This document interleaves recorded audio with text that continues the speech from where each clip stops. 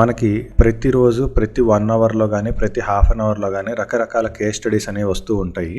అన్ని రకాల case స్టడీస్ని everyday చూస్తూ ఉండటం వల్ల మనం కొన్ని కొత్త పాయింట్స్ నేర్చుకుంటూ ఉంటాము. ప్రతిరోజు లైవ్ మార్కెట్లో మనకి ఏ పర్టికులర్ హాఫ్ అన్ అవర్లోనో 1 అవర్లోనో ఎక్కడ మనకి కాన్ఫిడెంట్గా మనకి సబ్జెక్ట్ అనేది స్ట్రైక్ అయ్యి మనం ఇక్కడ ట్రేడ్ ఎంటర్ అవ్వచ్చు అనే కాన్ఫిడెన్స్ ఎక్కడైతే బిల్డ్ అవుతుందో అక్కడ మాత్రమే ఎంట్రీస్ తీసుకోవాలి.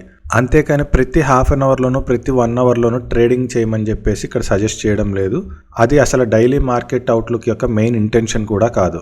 గోల్డెన్ రేషియో ప్రొఫైల్ యొక్క పెర్ఫార్మెన్స్ ఈ రోజు మార్కెట్లో ఎలా ఉందో చూద్దాము. యాజ్ యూజువల్ గా లెఫ్ట్ సైడ్ ఉన్నవి కాల్స్, రైట్ సైడ్ ఉన్నవి పుట్స్. ఫస్ట్ అవర్ కోసం నేను లాస్ట్ గా ఉన్న 1 అవర్ 15 minutes కి ఫ్యాన్ వాల్యూమ్ ప్రొఫైల్ అనేది డ్రా చేసుకుంటే కాల్ అనేది ఎక్స్ట్రీమ్ వీక్ లో ఉంది, పుట్ అనేది విత్ ఇన్ ద ఫ్యాన్ లో ఉంది. పుట్ లో మనకి బ్రేక్అవుట్ ఐడెంటిఫైర్ అనేది సపోర్ట్ ని వాల్యూ ఏరియా లోని బ్రేక్ చేసి కిందకు వస్తుంది. అదే సిచ్యువేషన్ లో కాల్ లో మనకి క్యాండిల్స్ అనేవి ఎక్స్ట్రీమ్ వీక్ నుంచి వీక్ లోపలికి ఎంటర్ అయ్యాయి. కాబట్టి ఇక్కడ కాల్ లో మనం డైరెక్ట్ గా సిపిఆర్ ని స్టాప్ లాస్ పెట్టుకుని ఈ కాల్ ని డైరెక్ట్ గా మనం బై చేసుకోవచ్చు. Second half an hour start అయ్యేసరికి ఆల్రెడీ ప్రైస్ రివర్స్ అయింది. కాల్ లో మనకి క్యాండిల్స్ అనేవి సిపిఆర్ కన్నా కింద ట్రేడ్ అవుతున్నాయి. వాల్యూమ్ ప్రొఫైల్ ఆల్రెడీ సపోర్ట్ గా ఉంది. కాబట్టి ఇక్కడ సిపిఆర్ ప్లస్ రెసిస్టెన్స్ కూడా ఉంది. కాబట్టి సిపిఆర్ ప్లస్ రెసిస్టెన్స్ ఈ రెండింటిని స్టాప్ లాస్ పెట్టుకుని ఈ కాల్ ని బేస్ చేసుకుని మనం పుట్ అనేది బై చేసుకోవచ్చు.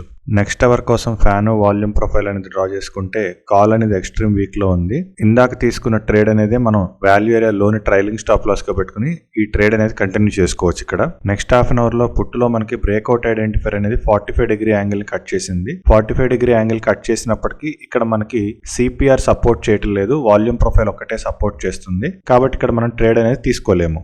కాసేపటి తర్వాత ఎప్పుడైతే బ్రేక్అవుట్ ఐడెంటిఫైర్ కంప్లీట్ గా సిపిఆర్ లోపలికి ఎంటర్ అయిపోయిందో అప్పుడు మనం ఈ సిపిఆర్ ని స్టాప్ లాస్ గా పెట్టుకుని ఎంట్రీ అనేది తీసుకోవచ్చు. ఇక్కడ ఈ పుట్టును బేస్ చేసుకుని కాల్ అనేది బై చేసుకోవచ్చు. నెక్స్ట్ అవర్ కోసం మనం ఫ్యాన్ వాల్యూమ్ ప్రొఫైల్ అనేది డ్రా చేసుకుంటే ఇనీషియల్ గా రెండు విత్ ఇన్ ద ఫ్యాన్ లోనే ఉన్నాయి. ఇందాక పుట్టును బేస్ చేసుకుని ఏదైతే మనం కాల్ బై చేసామో దానికి ఇక్కడ మనం ప్రాఫిట్ బుకింగ్ అనేది చేసుకుంటాము. తర్వాత ఫస్ట్ హాఫ్ అన్ అవర్ లో కాల్ లో మనకి బ్రేక్అవుట్ ఐడెంటిఫైర్ అనేది వీక్ నుంచి ఎక్స్ట్రీమ్ వీక్ లోకి వచ్చింది. అయితే అక్కడ మనకి వాల్యూమ్ ప్రొఫైల్ సపోర్ట్ చేస్తుందని సిపిఆర్ అనేది సపోర్ట్ చేయట్లేదు. ఎప్పుడైతే క్యాండిల్ అనేది వాల్యూ ఏరియాలో ప్లస్ సిపిఆర్ ని కలిపి బ్రేక్ చేసిందో అక్కడి నుంచి మనం ఈ కాల్ బేస్ చేసుకుని మనం పుట్ అనేది బై చేసుకోవచ్చు. అయితే ఇక్కడ మనకి పెద్దగా టార్గెట్ అనేది రాలేదు, మధ్యలోనే మనకి ప్రైస్ అనేది రివర్స్ అయింది. రివర్స్ అయ్యి ఎప్పుడైతే మళ్ళీ సిపిఆర్ లోపలికి బాడీ అనేది క్లోజ్ అయిందో అక్కడికి మనం ట్రేడ్ అనేది ఆపేసుకోవచ్చు.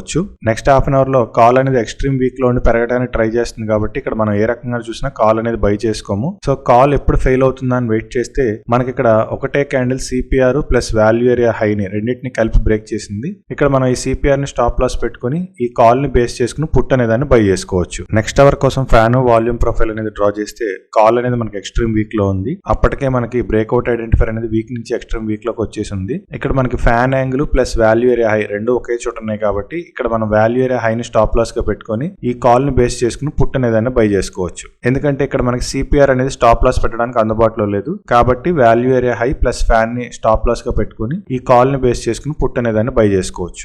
నెక్స్ట్ హాఫ్ అన్ అవర్ లో మనకి ఇక్కడ కాల్ లో ఇనీషియల్ గా ప్రైస్ అనేది పెరగడానికి ట్రై చేసింది. అయినా మనం ఎక్స్ట్రీమ్ వీక్ లో ఉన్న దాన్ని బై చేయం కాబట్టి ఇక్కడ ఎటువంటి ట్రేడ్ తీసుకోము. ప్రైస్ ఎప్పుడైతే సిపిఆర్ నుంచి రిజెక్ట్ అయిందో అక్కడ మనకి వాల్యూమ్ ప్రొఫైల్ కింద సపోర్ట్ ఈ రెండు సపోర్ట్ గా యాక్ట్ చేస్తున్నాయి. కాబట్టి ఇక్కడ మనకి ఖచ్చితంగా మార్కెట్ అనేది సైడ్ వేస్ అవుతుంది. కాబట్టి హాఫ్ అన్ అవర్ లో మనకి ట్రేడ్ అనేది లేదు. నెక్స్ట్ అవర్ కోసం ఫ్యాన్ వాల్యూమ్ ప్రొఫైల్ అనేది డ్రా చేస్తే ఇనీషియల్ గా కాల్ అనేది ఎక్స్ట్రీమ్ వీక్ లో ఉంది. పుట్టులో మనకి ప్రైస్ అనేది సిపిఆర్ నుంచి రిజెక్ట్ అయింది. కాబట్టి ఇక్కడ పుట్టును బేస్ చేసుకుని కాల్ అనేది బై చేసుకోవాలంటే కాల్ లో ఎప్పుడైతే క్యాండిల్ అనేది ఎక్స్ట్రీమ్ వీక్ నుంచి వీక్ లోపలికి ఎంటర్ అయిందో అప్పుడు మనం ఈ కాల్ లో ఈ సిపిఆర్ ని స్టాప్ లాస్ గా పెట్టుకుని ఈ కాల్ అనేది బై చేసుకోవచ్చు. మళ్ళీ అదే హాఫ్ అన్ అవర్ లో మనకి ప్రైస్ అనేది రెసిస్టెన్స్ నుంచి రివర్స్ అయ్యి సిపిఆర్ దగ్గర వాల్యూ ఏరియా హై దగ్గర ఎప్పుడైతే రిజెక్ట్ అయిందో ఇదే సిపిఆర్ ని స్టాప్ లాస్ గా పెట్టుకుని మళ్ళీ కాల్ ని బేస్ చేసుకుని పుట్ అనేది బై చేసుకోవచ్చు. ఇక్కడ మనకి ఒకటే హాఫ్ అన్ అవర్ లో రెండు ట్రేడ్స్ అయితే వచ్చాయి.